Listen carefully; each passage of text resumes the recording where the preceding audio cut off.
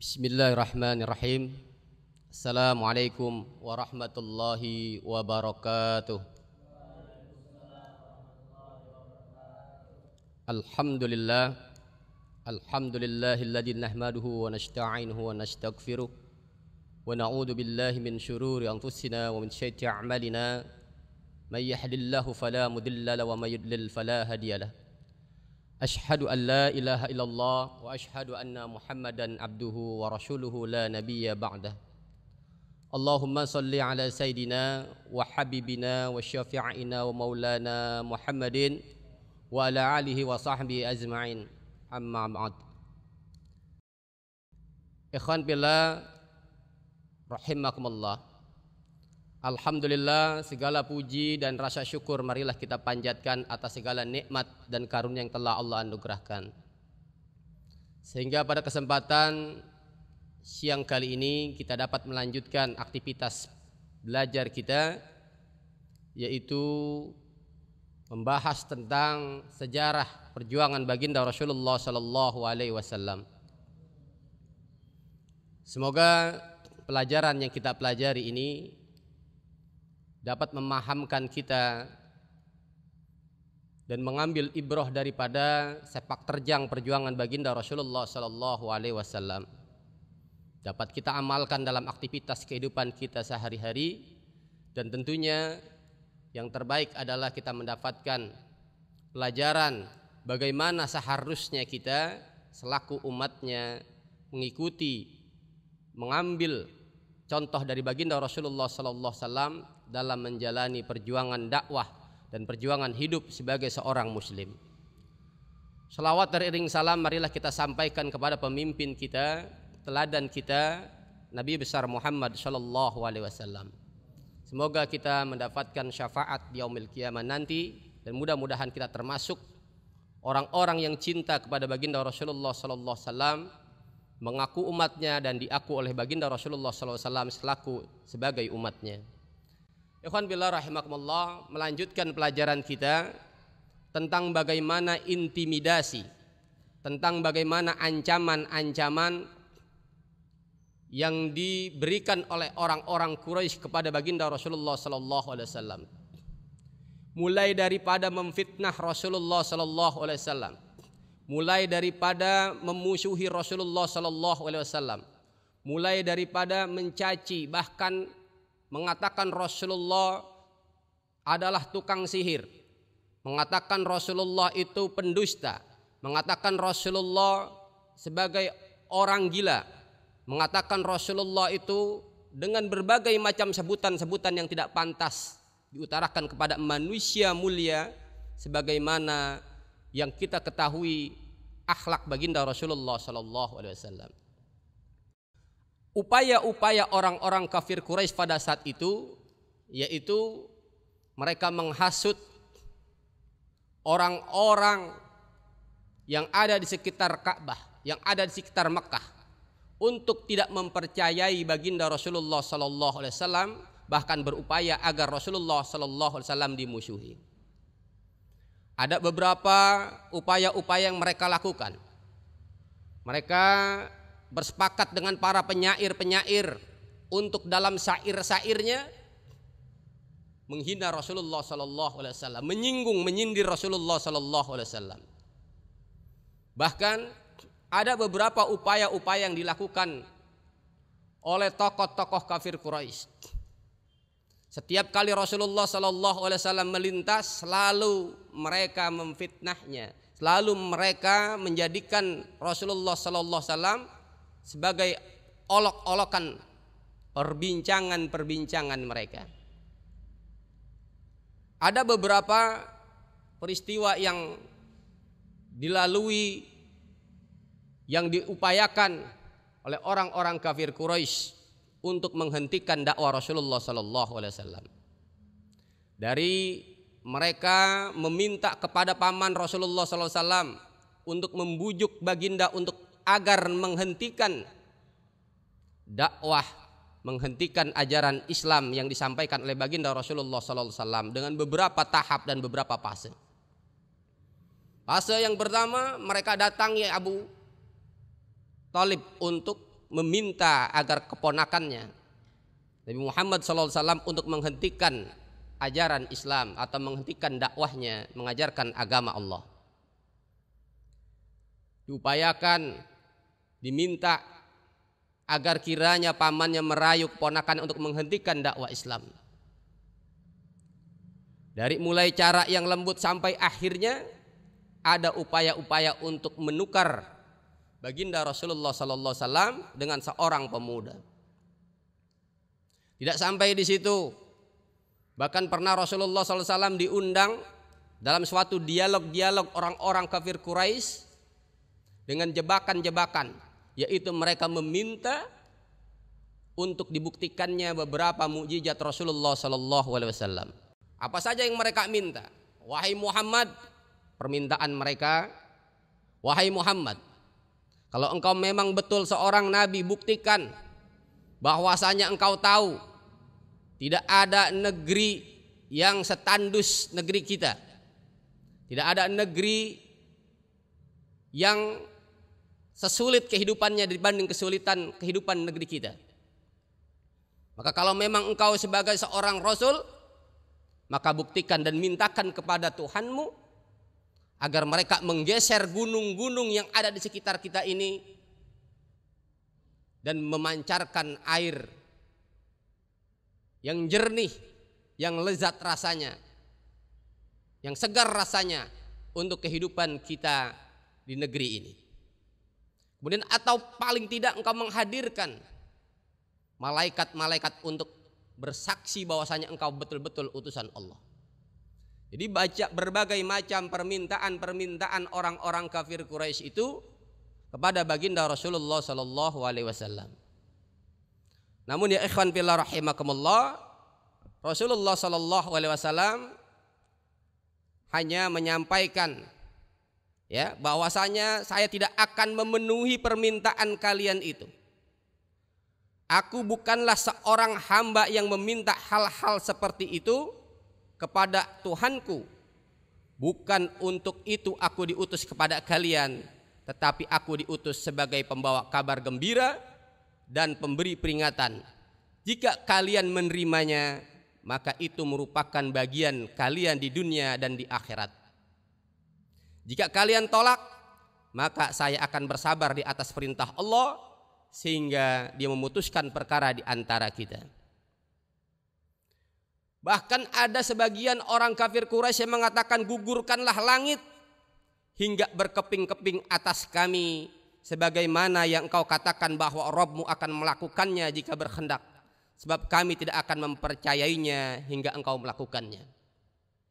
Dan Rasulullah SAW menjawab, itu terserah kepada Allah, jika dia berkehendak maka dia akan melakukannya. Ikhwan fillah rahimakumullah, segala apa yang diupayakan oleh orang-orang kafir Quraisy ini tentunya mereka menganggap hari demi hari, waktu demi waktu, semakin banyak orang-orang yang mengikuti ajaran baginda Rasulullah SAW. Diperhatikan, dipantau, makin banyak orang-orang yang memeluk agama Islam, yang masuk ke dalam ajaran Islam, mengikuti ajaran baginda Rasulullah SAW. Sehingga orang-orang kafir Quraisy ini menganggap ini adalah suatu ancaman yang nyata. Karena di antara kepentingan orang-orang kafir Quraisy dan petinggi-petingginya adalah mereka gila dengan kedudukan mereka. Selama ada penyembahan terhadap berhala, maka mereka mendapatkan keuntungan dari bisnis-bisnis mereka. Apa bisnis mereka? Bisnis mereka adalah menjual berhala-berhala yang mereka sediakan untuk dijadikan sesembahan-sesembahan orang-orang kafir Quraisy pada saat itu. Jadi sehingga apa? Ini adalah ancaman ekonomi, ancaman bisnis bagi para petinggi-petinggi pemuka-pemuka Quraisy yang mereka memiliki bisnis jual beli berhala-berhala yang mereka sediakan untuk dijadikan sesembahan. Sementara agama yang dibawa oleh baginda Rasulullah SAW mengajarkan penyembahan kepada Allah semata Tidak ada perantara melalui berhala, patung-patung dan khurafat-khurafat lainnya. Maka ikhwan fillah rahimakumullah, tentunya semakin keras, semakin tegas permusuhan dan ancaman-ancaman yang dilakukan oleh orang-orang kafir Quraisy pada saat itu. Sehingga dengan berbagai macam upaya-upaya yang mereka lakukan, mulai dari menggunakan para penyair-penyair untuk menyinggung, mencaci, memperolok-olok baginda Rasulullah sallallahu alaihi wasallam. Kemudian mereka meminta bukti mukjizat-mukjizat yang aneh-aneh kepada baginda Rasulullah sallallahu alaihi wasallam. Perkataan mereka, kalau memang engkau seorang nabi, buktikan sebagaimana para nabi-nabi terdahulu telah membuktikan dengan mukjizat-mukjizat yang istimewa. Tapi Rasulullah SAW menjawabnya dan tidak melayani apa-apa yang menjadi permintaan mereka. Sehingga akhirnya karena merasa diabaikan, suatu ketika Abu Jahal, ya, ketika setelah dialog dengan Rasulullah SAW, ya, sebagai catatan kita yang lalu, Abu Jahal berkata, wahai orang-orang Quraisy, Muhammad telah bersikeras seperti yang kalian lihat, mencela agama kita dan menghina nenek moyang kita dan membodoh-bodohkan kita. Apa yang membuat mereka menganggap dibodoh-bodohkan oleh baginda Rasulullah sallallahu alaihi wasallam? Yaitu penyembahan mereka terhadap berhala, penyembahan mereka terhadap patung. Bagaimana tidak dikatakan bodoh kalau patung-patung yang mereka buat dari berbagai macam benda? Ada patung yang dibuat dari batu, ada patung yang dibuat dari kayu, ada patung yang dibuat dari perunggu, dari logam dan sebagainya. Mereka memahatnya, mereka membentuknya. Kemudian setelah jadi patung-patung dan berhala-berhala itu mereka sembah, inilah suatu kebodohan. Kenapa bisa dikatakan bodoh? Mereka meminta kepada sesuatu benda yang mereka buat. Jadi antum misalnya membuat suatu, ya, meja dengan media kayu, dibentuk meja itu, diukir meja itu seindah mungkin. Kemudian setelah jadi meja itu antum sembah. Apakah itu suatu perbuatan yang cerdas? Apalagi namanya kalau bukan perbuatan yang bodoh. Seumpama, ya, seumpama patung atau berhala yang mereka buat itu seindah mungkin, sebaik mungkin, semahal mungkin harganya. Seumpama berhala yang mereka buat itu terjatuh, terjungkal atau dipukul oleh anak-anak mereka sehingga jatuh, apakah patung tersebut bisa bangkit sendiri, berdiri sendiri, tegak sendiri? Tentunya tidak, ya ikhwan. Maka bagaimana mungkin kalau patung-patung itu bisa mewujudkan permintaan-permintaan dan hajat-hajat mereka? Nah, jadi ikhwan fillah rahimakumullah, itulah yang disebut, ya, kebodohan-kebodohan yang dilakukan oleh orang-orang kafir Quraisy pada saat itu, sehingga pada saat itu disebut zaman jahiliyah, zaman kebodohan. Sehingga akhirnya apa? Abu Jahal merasa terhina, Abu Jahal merasa tersinggung dari setiap dialog-dialog dengan baginda Rasulullah sallallahu alaihi wasallam. Jebakan-jebakan mereka itu tidak berhasil mereka, ya, lakukan. Sehingga akhirnya Abu Jahal berjanji, wahai orang-orang kafir Quraisy, wahai orang-orang Quraisy, besok aku akan datangi Muhammad. Besok akan aku datangi Muhammad ketika dia sedang sholat. Akan aku timpakan tubuhnya dengan batu yang kuat yang aku dapat angkat. Jadi pada saat itu besok dikasih tahu, kalian saksikan aku akan menibani batu. Ya, apabila Muhammad sedang sujud, aku akan tindihkan tubuhnya dengan batu yang bisa aku angkat. Jadi keesokan harinya orang-orang kafir Quraisy itu, ya, menunggu di sekitaran Ka'bah, menunggu kedatangan Rasulullah sallallahu alaihi wasallam.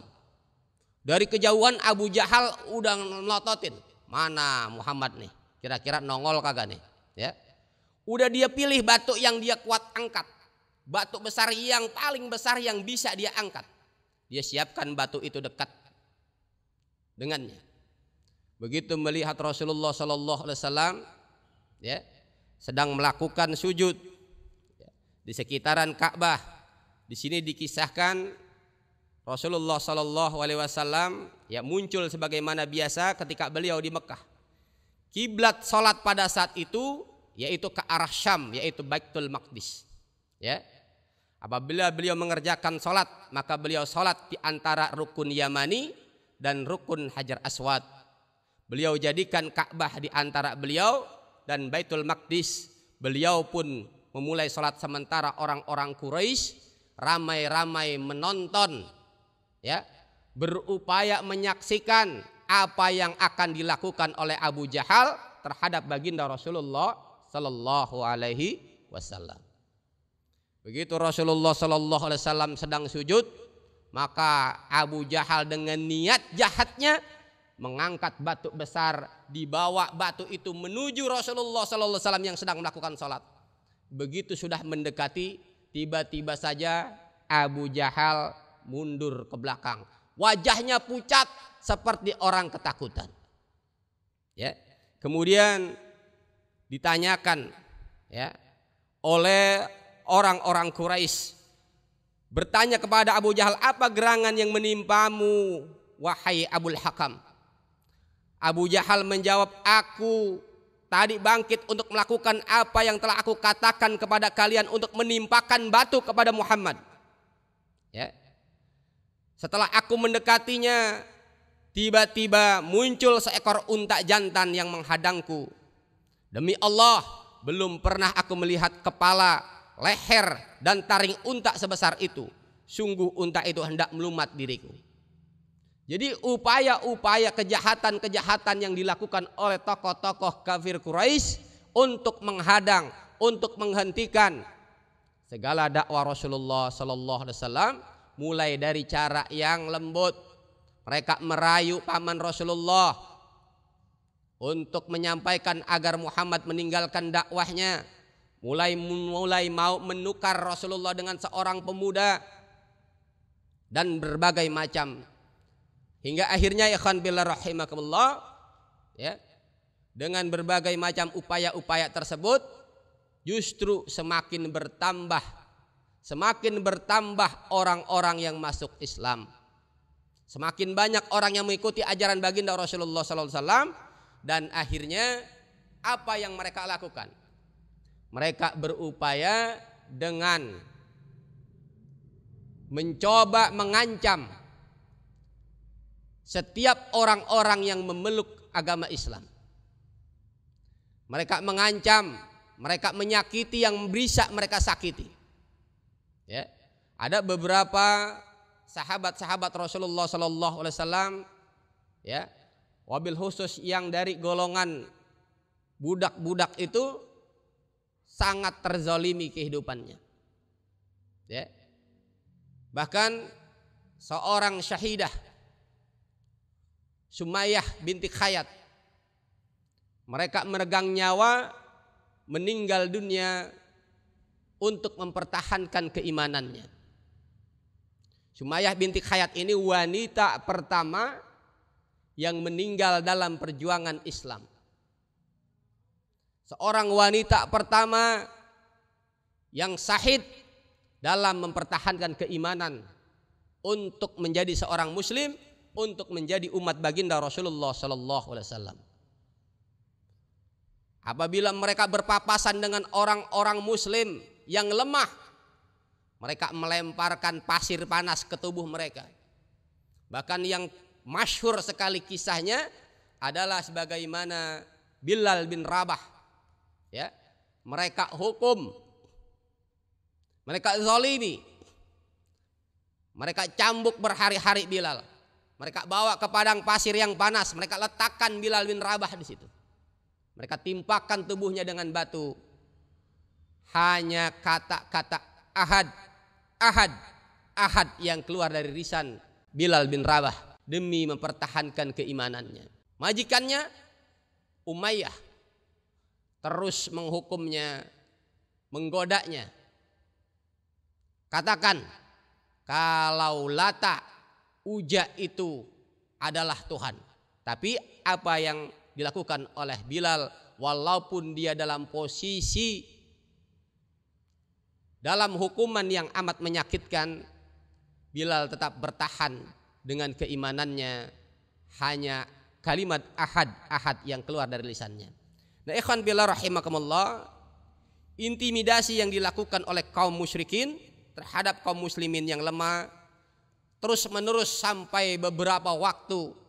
Bahkan dikisahkan bahwasanya Abu Bakar As-Siddiq radhiyallahu an telah memerdekakan sampai 7 budak, ya, sampai memerdekakan 7 budak. Mereka dizolimi, setiap Abu Bakar melihat dan mengetahui kezaliman yang dilakukan terhadap saudara-saudara yang muslim, Abu Bakar senantiasa menebusnya. Ada seorang, ya, wanita yang bernama yaitu Zinirah, seorang yang dimerdekakan oleh Abu Bakar dalam keadaan buta, hingga ejekan orang-orang Quraisy adalah mereka mengatakan bahwasanya Zinirah, penglihatanmu itu hilang karena kamu meninggalkan Lata dan Uzza.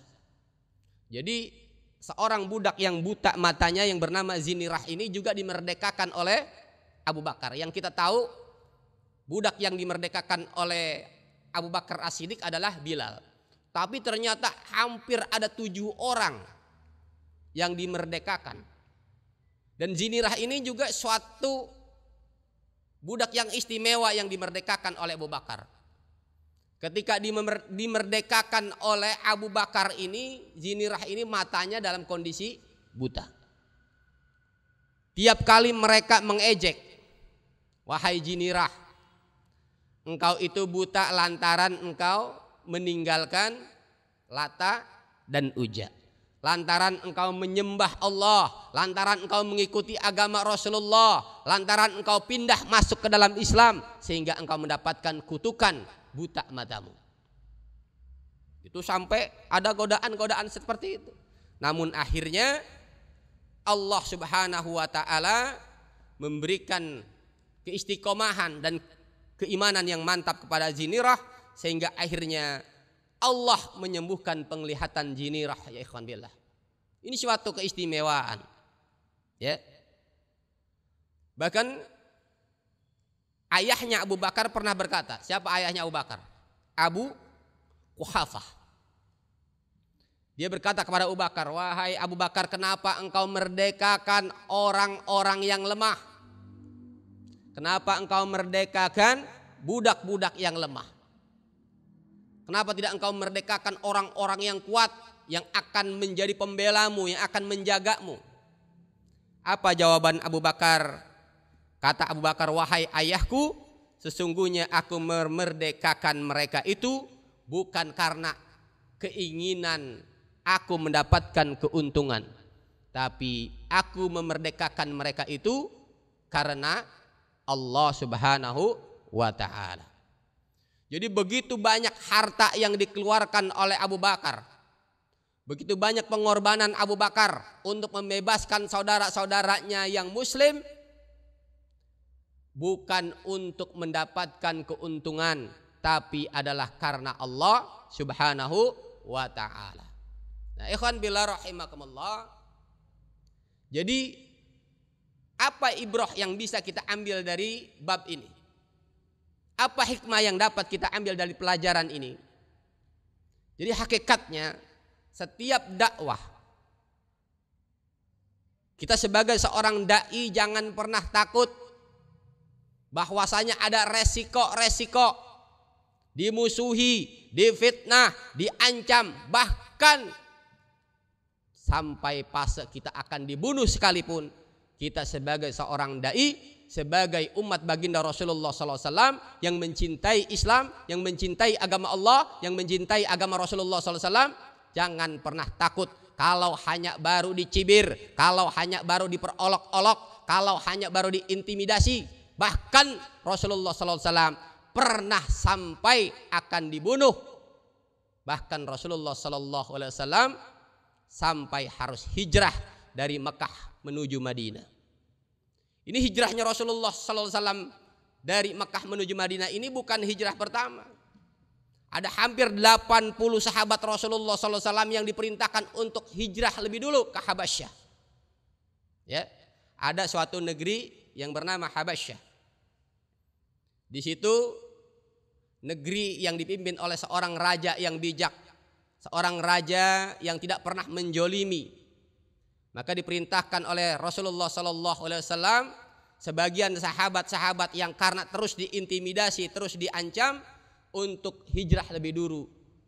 Di antaranya adalah Abdurrahman bin Auf, kemudian ada Mus'ab bin Umair.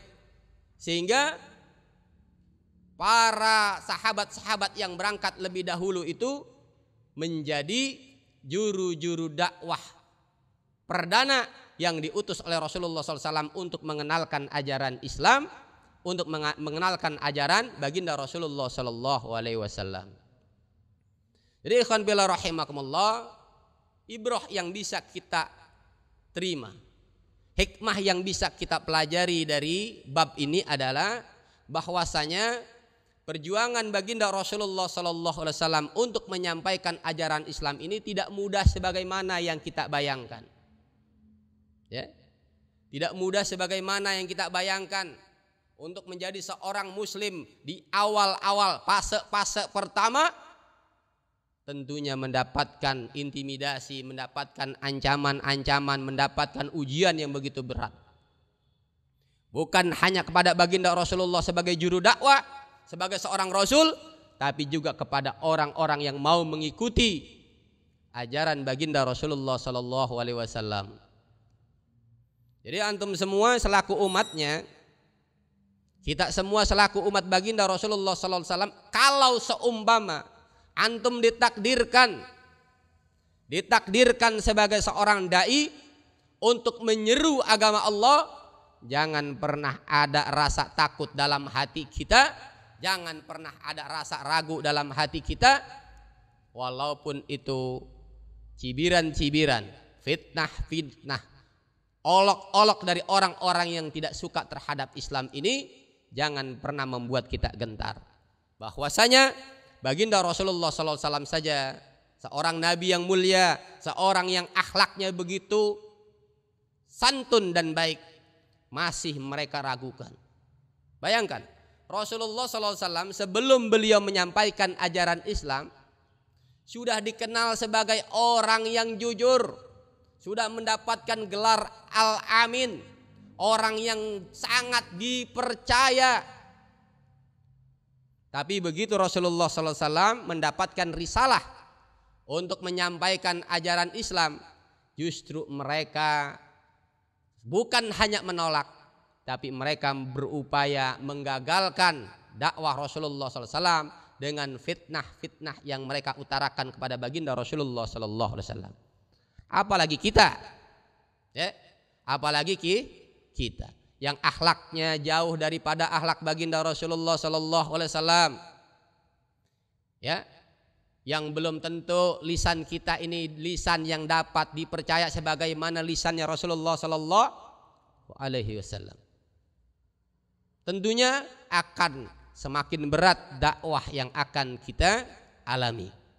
Untuk itu jangan kita pernah takut, jangan pernah kita ragu, jangan pernah kita gentar, sehingga apa-apa yang telah dialami oleh Rasulullah SAW untuk menyampaikan dakwah Islam ini, kita juga dapat mengambil pelajaran dan kita tentunya dapat melaksanakan dan mengamalkan sebagaimana apa-apa yang telah dicontohkan oleh baginda Rasulullah SAW.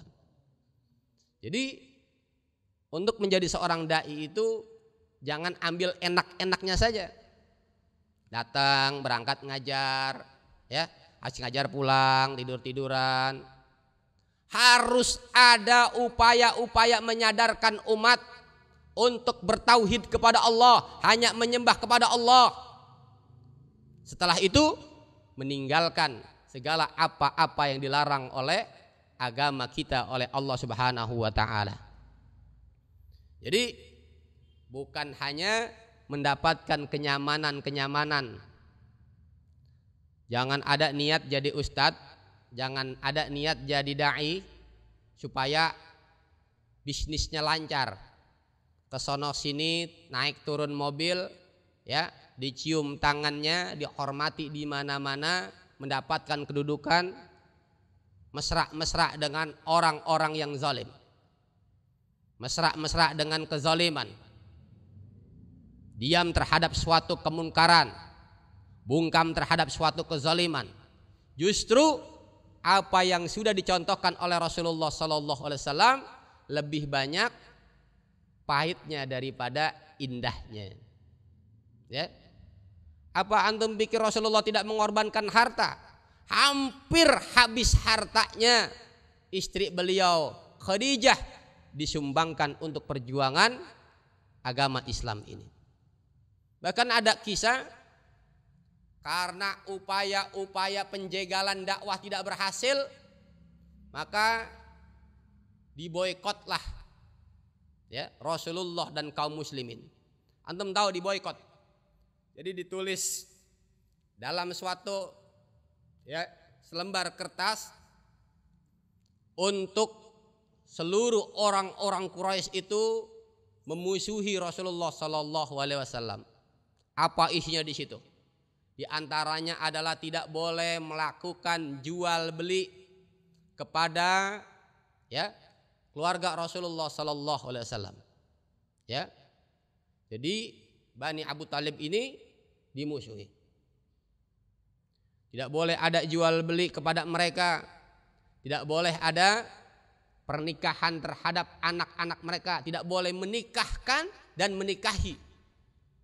Tuh, jadi kalau ada dari keluarga Rasulullah mau menikah dengan yang lain, nggak boleh, jangan mau.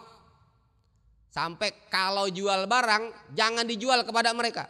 Sehingga akhirnya pada saat itu umat Islam mengalami kesulitan, ya, bahkan ada yang mengalami kelaparan. Bahkan ada sebuah kisah seorang sahabat ketika akan buang air kecil, kemudian dia mendengar suatu kresek-kresek, ya.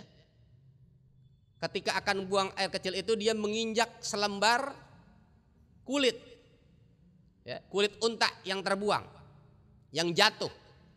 Ketika itu saking laparnya, seorang sahabat mengambil kulit itu, membersihkannya, mencucinya, kemudian memasaknya untuk dimakan. Kulit nemu, ya, itu nemunya ketika akan buang air kecil, saking laparnya. Ada sebagian kisah kaum muslimin ketika akan membeli barang di pasar. Jadi Mekah pada saat itu menjadi sentral, ya, pusat perdagangan. Karena apa?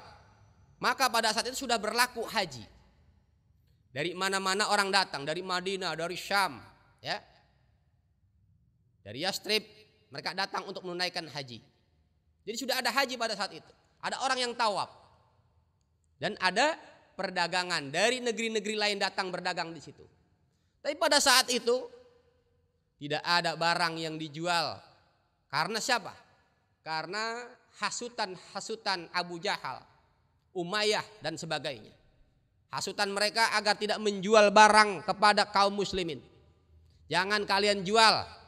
Kalau mereka mau beli, mahalin harganya. Sehingga ada seorang sahabat yang datang membawa uang sedikit yang dia punya, ingin membeli makanan untuk anak-anaknya yang kelaparan. Tapi apa yang terjadi, ya ikhwan? Barang itu dimahalin harganya, ya, dimahalin sehingga apa? Anaknya kelaparan. Nah, ini yang dilakukan oleh orang-orang kafir Quraisy pada saat itu. Betapa zalimnya, ya, betapa pedihnya perjuangan baginda Rasulullah SAW, ya, bersama umatnya untuk menjaga agama Islam ini tetap ada. Nah, ikhwan billah rahimakumullah. Jadi keluarga Bani Hasyim dan Bani Abdul Muthalib ini yang mereka diboikot, ya, dari segala macam aktivitas kehidupan, baik jual beli, pernikahan dan sebagainya, ya. Jadi tulisan itu digantungkan di dalam Ka'bah sebagai komitmen. Jadi ditaruh dalam Ka'bah sebagai komitmen untuk apa? Tidak menerima segala macam proses jual beli dan sebagainya terhadap kaum muslimin. Nah, jadi ikhwan fillah rahimakumullah, suatu hikmah yang dapat kita pelajari dari bab yang kita bahas kali ini, yaitu jangan pernah takut dalam berdakwah, dalam menyebarkan agama Allah, dalam menyebarkan agama Islam. Ya, tadi sudah dikatakan apa? Rasulullah sallallahu alaihi wasallam aja yang mulia akhlaknya, yang begitu santun, yang dapat dipercaya lisannya dari kecilnya, dari mudanya, tidak pernah ada dusta dari lisannya.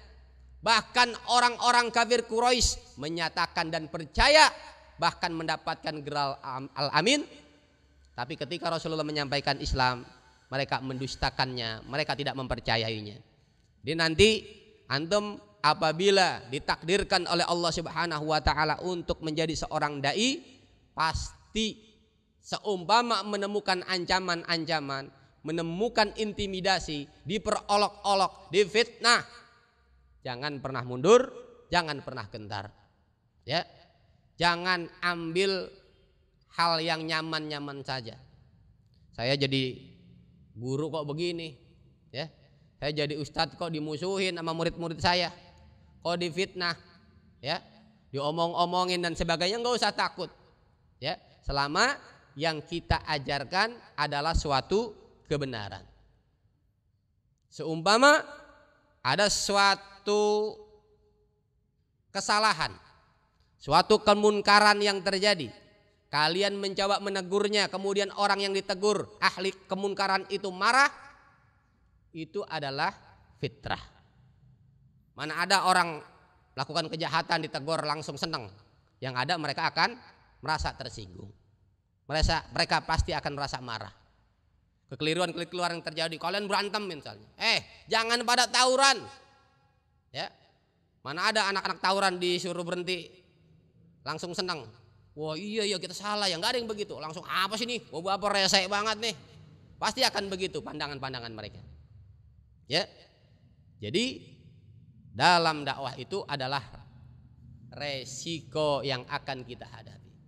Ya.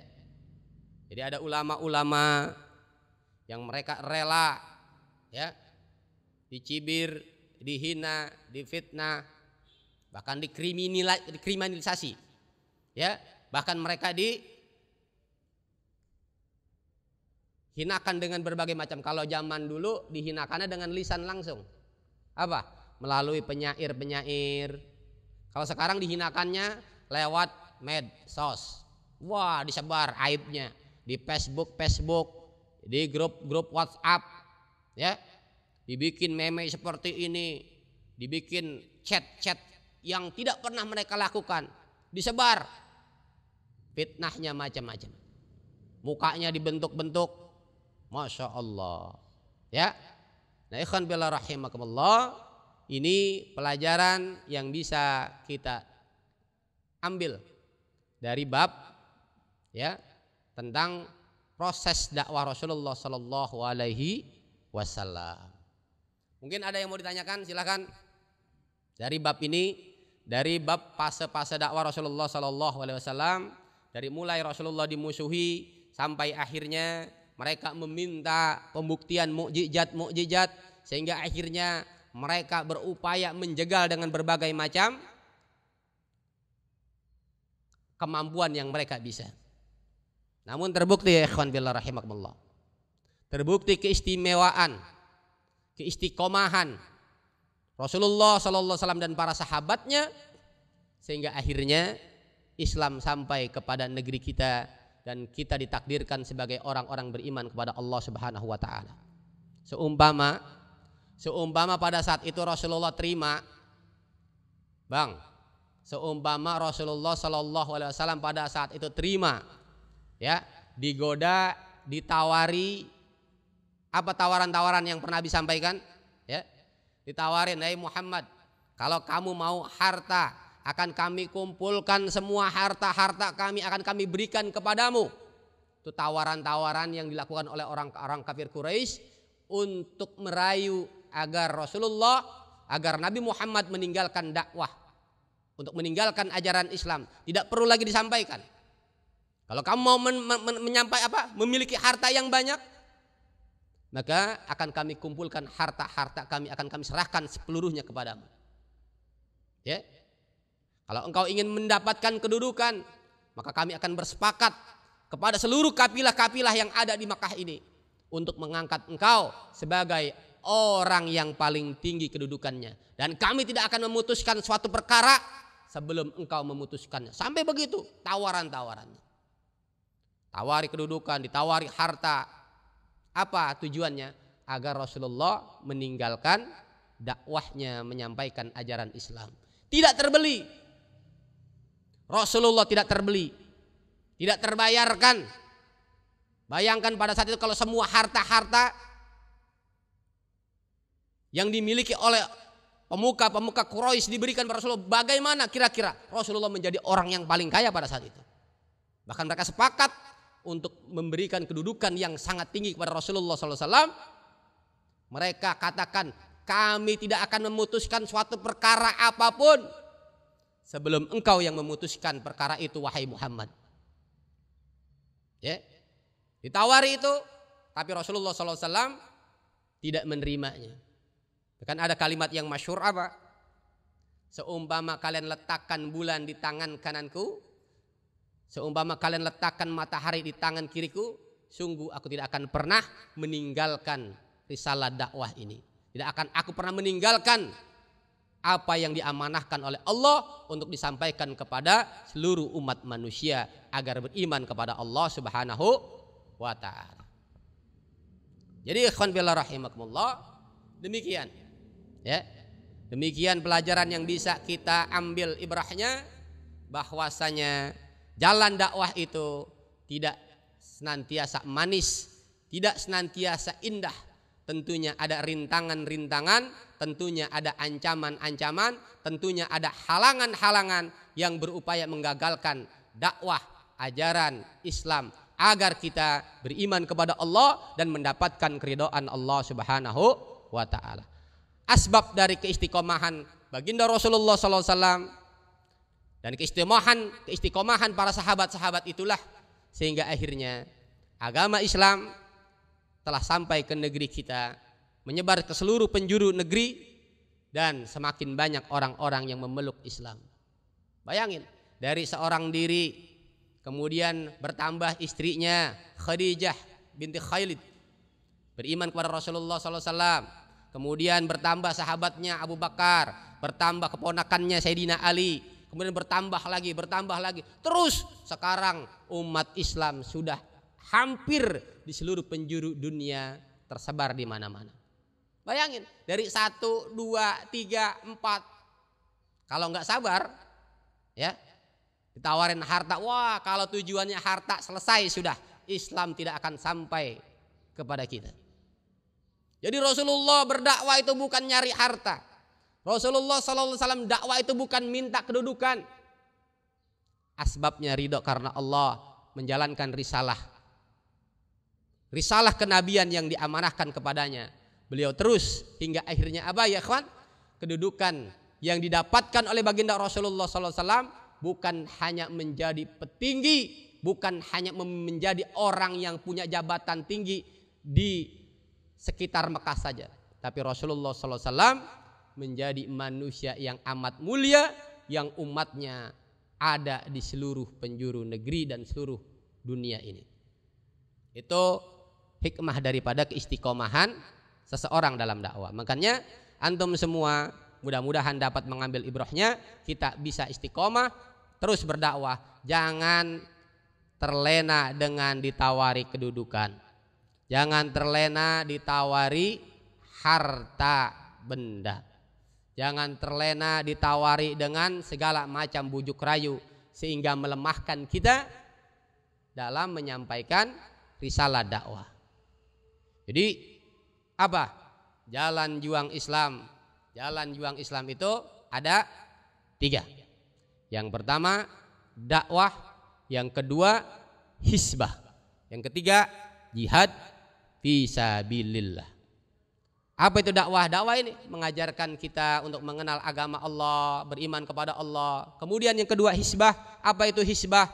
Yaitu Amar ma'ruf nahi munkar. Mengajak orang kepada yang baik, mengajak orang untuk taat, beramal soleh. Tapi jangan dilupakan nahi munkarnya, yaitu mencegah suatu kemunkaran-kemunkaran yang terjadi. Apabila ada kemunkaran, maka menjadi fitrah untuk kita berupaya menghentikannya, menegurnya, mengingatkannya, menasehatinya, kalau perlu menghentikan kemunkaran-kemunkaran yang terjadi. Kemudian fase yang terakhir, yang ketiga adalah jihad fisabilillah. Ya. Dalam perjuangan itu ada puncaknya adalah jihad fisabilillah. Jihad, jihad, jihad. Kenapa? Karena seumpama tidak ada jihad fisabilillah, mungkin Islam tentunya akan terus dizalimi. Mungkin Islam akan terus ditindas. Sehingga ada persiapan-persiapan fase-fase kita untuk memperkuat diri kita, memperkuat agama kita, memperkuat pertahanan kaum muslimin agar tidak terus-menerus dizalimi. Eksistensi umat Islam harus tetap dijaga untuk menjaga kemuliaan agama Allah. Baik, ikhwan fillah rahimakumullah, mungkin ini yang dapat Abi sampaikan. Insyaallah kita akan berjumpa kembali dalam aktivitas pelajaran sirah kita di pekan depan. Mudah-mudahan dapat kita ambil manfaat dan ibrahnya, dapat kita petik hikmahnya, dan mudah-mudahan mendewasakan kita dalam menyikapi dakwah yang akan kita hadapi ke depannya. Itu saja, yang baik dan benar datangnya dari Allah dan Rasulnya, segala salah, hilaf, kurang datangnya dari Abi pribadi selaku makhluk yang dhaif. Billahi taufik wal hidayah wa ridha wal inayah. Assalamualaikum warahmatullahi wabarakatuh.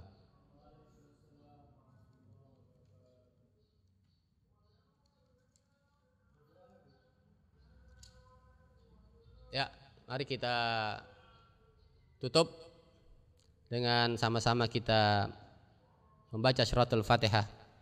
Mudah-mudahan pelajaran yang kita bahas pada hari ini menjadikan kita sebagai seorang muslim yang kafah, sebagai seorang muslim yang istiqamah, yang betul-betul mengikuti garis perjuangan Rasulullah sallallahu alaihi wasallam. Mudah-mudahan Allah menjaga kita, Allah melindungi kita, Allah membimbing kita untuk menjadi hamba-hamba yang tulus, ikhlas, berjuang mengikuti ajaran baginda Rasulullah sallallahu alaihi wasallam. Ila hadiniyah wa natid salih ila hadatin Nabi Mustafa ala sayyidina Muhammadin sallallahu alaihi wasallam. Bitul kabul wa maqbul al-Fatihah. A'udzu billahi minasyaitonir rajim. Bismillahirrahmanirrahim. Alhamdulillahi rabbil alamin. Arrahmanir rahim. Maliki yaumiddin. Iyyaka na'budu wa iyyaka nasta'in. Ihdinas siratal mustaqim. Siratal ladzina an'amta 'alaihim ghairil maghdubi 'alaihim waladdallin. Amin. Mari sama kita tutup dengan baca doa kafaratul majlis. Bismillahirrahmanirrahim. Subhanaka Allahumma wa bihamdika asyhadu an la ilaha illa anta astaghfiruka wa atubu ilaik. Assalamualaikum warahmatullahi wabarakatuh.